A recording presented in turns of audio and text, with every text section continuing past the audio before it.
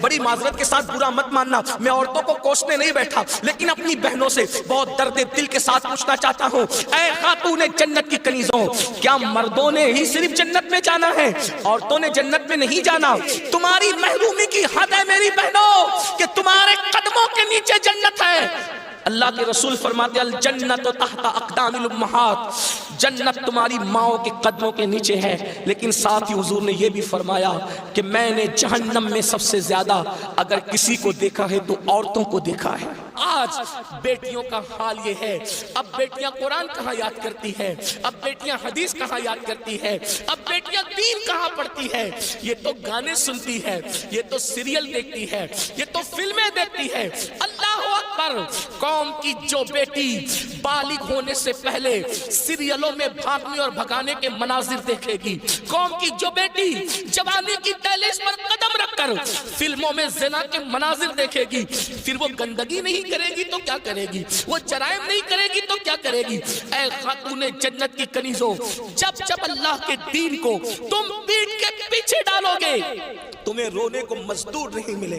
اور آپ جانتی ہیں یہ سیریل اور گندی فلموں کا نتیجہ ہے کہ بچیاں کسی اور کا ہاتھ پکڑ کر چلی جاتی ہیں، معاشرہ اس کو دھتکار دیتا ہے، پھر وہ ایک دو بچوں کا باپ بن کر کے اس لڑکی کو دھوکہ دے دیتا ہے، پھر جب وہ لوٹ کر آتی ہے تو نہ ماں باپ قبول کرتے، نہ بھائی قبول کرتے، نہ خاندان قبول کرتا ہے، اور وہ ظالم تو دھوکہ دے ہی چکا ہے۔ علم کی بات چل رہی ہے، رسول اللہ کی نواسی، جس طرح سے امام حسن کے کان میں، امام حسین کے کان قرآن اگر کسی نے کیا ہے تو وہ سیدہ زینب پاک کی ذات ہے۔ صرف 7 سال کی عمر میں سیدہ زینب نے حافظ قرآن کیا تھا، آپ قرآن کی حافظہ تھی۔ اللہ اکبر! آپ کو حیرت نہیں ہونی چاہیے، اللہ سیدہ زینب نے صرف 7 سال کی عمر میں قرآن کا حفظ کیا ہے، اور قرآن کی اکثر صورتیں آپ نے اپنی امی سیدہ فاطمہ کے ذریعے سے حفظ کیا ہے۔ اللہ اکبر! اور قرآن کا سب سے پہلے درس دینے کا کام کوفہ کی سرزمین پر سیدہ زینب نے کیا ہے۔ یہ رسول اللہ کا خاندان ہے۔ ام المومنین سیدہ عائشہ صدیقہ وہ خاتون ہے کہ اللہ اکبر، عورتوں میں سب سے زیادہ اگر کوئی حدیث روایت کر رہا ہے تو وہ سیدہ عائشہ صدیقہ کی ذات ہے، اور آپ مفتی 4 ملت ہے۔ اصحاب میں جب کسی مسئلے پر اختلاف ہو جاتا تو لوگ کہتے چلو ام المومنین کی بارگاہ میں ان سے پوچھیں گے۔ حیرت کی بات ہے، مردوں کا علم اختلاف اگر کسی کا قول فیصل کی حیثیت سے ختم کرتا ہے تو اسے ام المومنین سیدہ عائشہ صدیقہ کے نام سے جانا جاتا ہے۔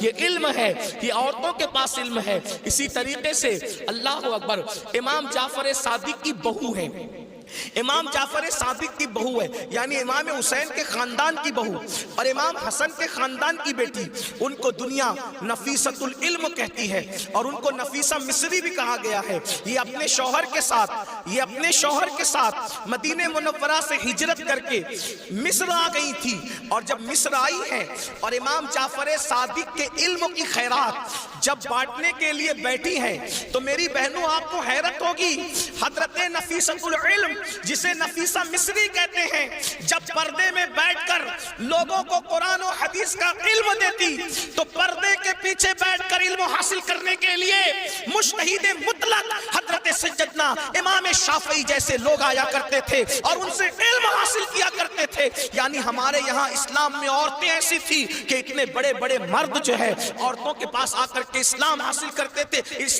علم دین حاصل کرتے تھے، اسلام کا علم حاصل کرتے تھے۔ پردے کے پیچھے سے گویا کہ نفیسۃ العلم نے، نفیسہ مصری نے ام المومنین سیدہ عائشہ صدیقہ کی یاد کو تازہ کر دیا تھا۔ میری بہنوں آج وہ کہاں گیا معاملہ؟ آج تو عورتوں کا مطلب زیورات سے محبت، عورتوں کا مطلب نئے کپڑوں سے محبت، عورتوں کا مطلب شادیوں میں شرکت سے محبت، عورتوں کا مطلب بازار میں گھومنے سے محبت، عورتوں کا مطلب جو وہ فلموں سے محبت۔ عورتوں کو دین سے تعلق کیا رہ گیا؟ بڑی معذرت کے ساتھ برا مت ماننا، میں عورتوں کو کوسنے نہیں بیٹھا، لیکن اپنی بہنوں سے بہت درد دل کے ساتھ پوچھنا چاہتا ہوں، اے خاتون جنت کی کنیزوں، کیا مردوں نے ہی صرف جنت میں جانا ہے؟ عورتوں نے جنت میں نہیں جانا؟ مجھے بتاؤ کیا کر رہی ہو اپنے دین کے لیے، کیا کر رہی ہو اپنے اسلام کے لیے؟ تمہاری محرومی کی حد ہے میری بہنوں کہ تمہارے قدموں کے نیچے جنت ہے۔ اللہ کے رسول فرماتے الجنت تحت اقدام الامہات، جنت تمہاری ماؤں کے قدموں کے نیچے ہے، لیکن ساتھ ہی حضور نے یہ بھی فرمایا کہ میں نے جہنم میں سب سے زیادہ اگر کسی کو دیکھا ہے تو عورتوں کو دیکھا ہے۔ مجھے بتاؤ، آج نماز سے کوسوں دوری، مذہب سے کوسوں دوری، اس لیے جامعۃ المصطفیٰ کا قیام اس لیے عمل میں آیا ہے تاکہ بھولے ہوئے سبق کو یاد دلایا جا سکے، بھولے ہوئے سبق کو یاد دلایا جا سکے، بچیوں کو علم کا زیور دیا جا سکے، بچیاں علم حاصل کریں، پرانا دور دہرائیں، پرانی تاریخ یاد دلائیں۔ لوگ کہتے ہیں تاریخ اپنے آپ کو دہراتی ہے، دنیا آج کہہ رہی ہے بیٹی بچاؤ بیٹی پڑھاؤ، 1450 سال پیچھے ہے دنیا اسلام سے، دنیا آج کہہ رہی ہے بیٹی بچاؤ بیٹی پڑھاؤ۔ میرے نبی نے 1450-1500 سال پہلے بیٹی بچا کر بھی بتا دیا اور بیٹی پڑھا کر بھی بتا دیا۔ اللہ کے رسول نے بیٹی بچایا تو ایسے بچایا کہ بیٹیاں ان کے آنے سے پہلے زندہ دفن ہوتی تھی، مگر ان کے آنے کے بعد بیٹیوں کو دفن نہیں کیا گیا بلکہ بیٹیوں کو ماتھے کا جھومر بنایا گیا۔ اگر آج دنیا میں کوئی بھی مذہب کا آدمی بیٹی چومتا ہے تو یہ صدقہ ہے مصطفیٰ جان رحمت کی آمد کا، یہ میلاد مصطفیٰ صلی اللہ علیہ وآلہ وسلم کا صدقہ ہے۔